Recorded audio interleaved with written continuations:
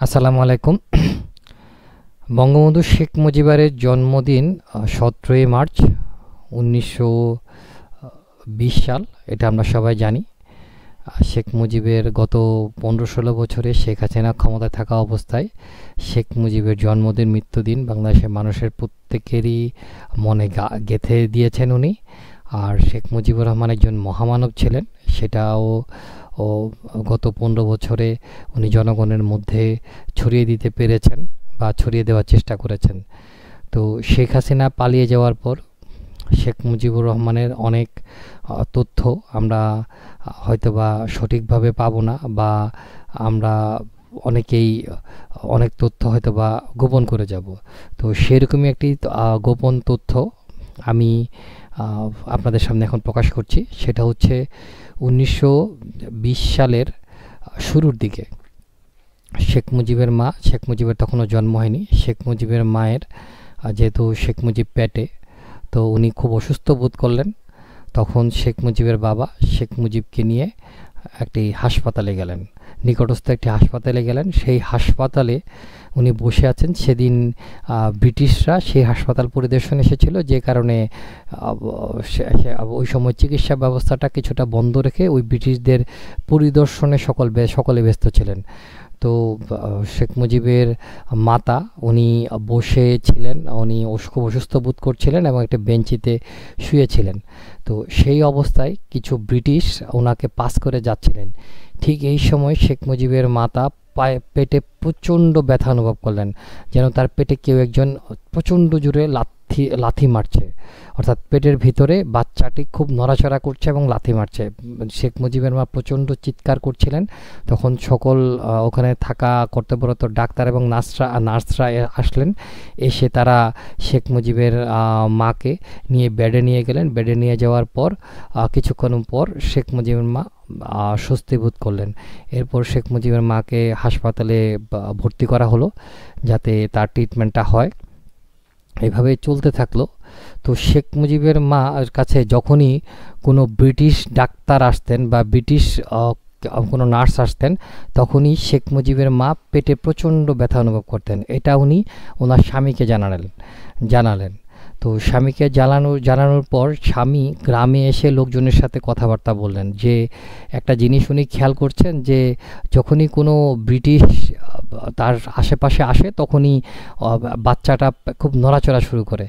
তখন গ্রামের একজন মুরব্বি বললেন যে আসলে ওকে হাসপাতালে রাখার দরকার নেই, তুমি তাকে বাড়িতে নিয়ে আসো, ওর দায়ের মাধ্যমেই তার সন্তান জন্ম হোক।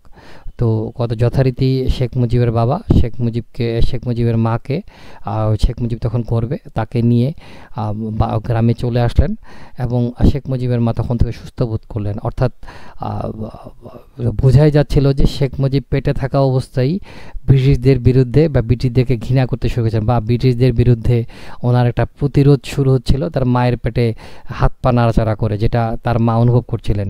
এটা গ্রামের এক মুরব্বিকে বলার পর গ্রামের মুরব্বি শেখ মুজিবের বাবাকে বললেন যে তোমার ছেলে একদিন দেশের অনেক বড় বীর হবে। তো এই ছিল। তারপর শেখ মুজিব জন্ম নিলেন। জন্ম নেওয়ার পর শেখ মুজিবের অনেক কাহিনী আমরা জানি, যেগুলো আমরা এই অজানা কাহিনীটা আপনাদের জানালাম। শেখ মুজিব পেটের ভেতর থাকতেই ব্রিটিশদের বিরুদ্ধে তার বিদ্রোহ শুরু করেছিলেন। 1940 সালের ঘটনা। তখন লাহোর প্রস্তাবের জন্য শেরে বাংলা ফেজুল হক উনি যাবেন পাকিস্তানে। তো উনি ঢাকায় থেকে রওনা হওয়ার আগ মুহূর্তে শেখ মুজিব থেকে যেন খবর পেলেন, উনি দৌড়ে গেলেন। শেখ মুজিব তখনও নেতা হননি, বাট ওনার মধ্যে যে দেশের প্রতি যে আগ্রহ, দেশের প্রতি যে তার যে একটা দায়িত্ববোধ, সেই থেকে উনি যে শেরে বাংলা ফজলকের কাছে গেলেন, গিয়ে বললেন যে পাকিস্তানিদের অর্থাৎ জিন্না এবং এদেরকে বিশ্বাস করা যায় না, ওনাদেরকে বিশ্বাস করে ঠকতে হবে।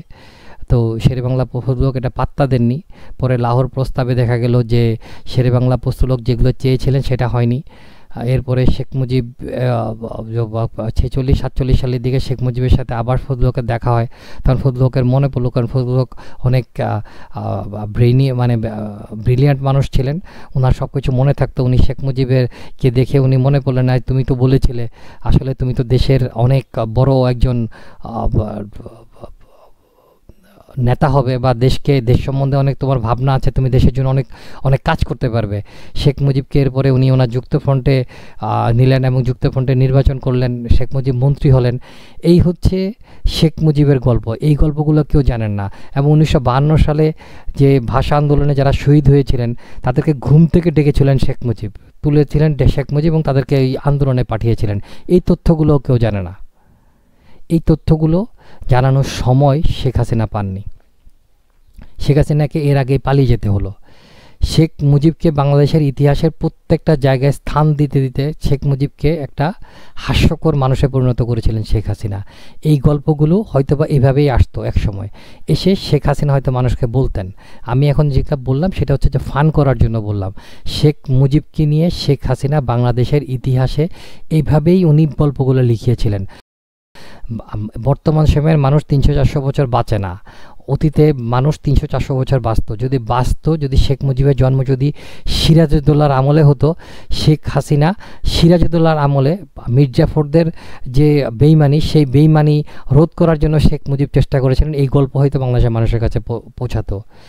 আসল সত্যটা শেখ মুজিবের আসল সত্যটা বাংলাদেশের মানুষের কাছে না পৌঁছে শেখ মুজিবকে অতিমানব মহামানব বানাতে যে শেখ মুজিবকে ইতিহাসের রাস্তা করে ফেলে দিয়েছেন।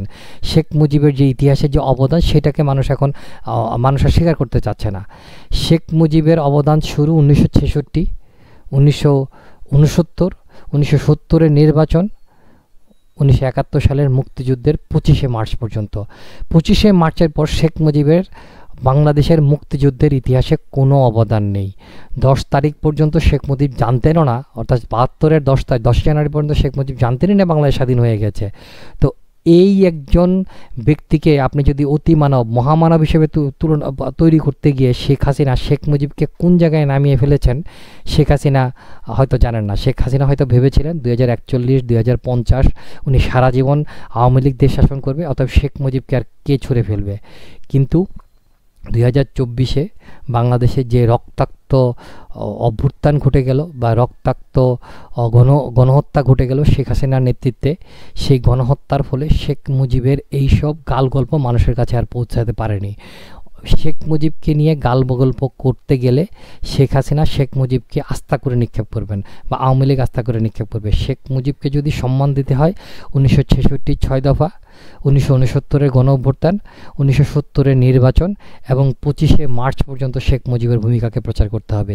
এর বাইরে যদি কোনো ভূমিকা তৈরি করার চেষ্টা করা হয় বা কোনো ইতিহাস লেখার চেষ্টা করা হয়, সেই ইতিহাসটা অটোমেটিক্যালি আস্থা করে নিক্ষিপ্ত হবে এবং সেই ইতিহাস কারো কাছেই যেমন গ্রহণযোগ্য হবে না, সেটা সত্যতারও কোনো লেশ মাত্র থাকবে না।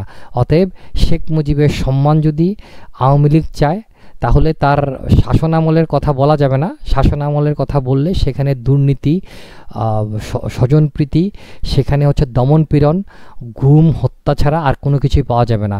চোরাচালানি, তার আত্মীয় স্বজনের চোরাচালানি থেকে শুরু করে তার আত্মীয় স্বজনের দখলবাজি ছাড়া আর কিছুই পাওয়া যাবে না। অতএব শেখ মুজিবের সম্মান যদি কেউ দিতে চায়, শেখ মুজিবকে যদি ইতিহাসে সত্যিকার অর্থে স্বর্ণাক্ষরে লিখতে চায়, তাহলে তাকে 1966 6 দফা থেকে শুরু করে 1969-এর গণ অভ্যুত্থান, 1970-এর নির্বাচনে তার ভূমিকা, 25শে মার্চ পর্যন্ত তার ভূমিকা প্রচার করে শেখ মুজিবকে সম্মানিত করতে হবে। এছাড়া শেখ মুজিবকে সম্মানিত করার জায়গাগুলো শেখ মুজিব নিজেই নষ্ট করে দিয়েছেন। ধন্যবাদ।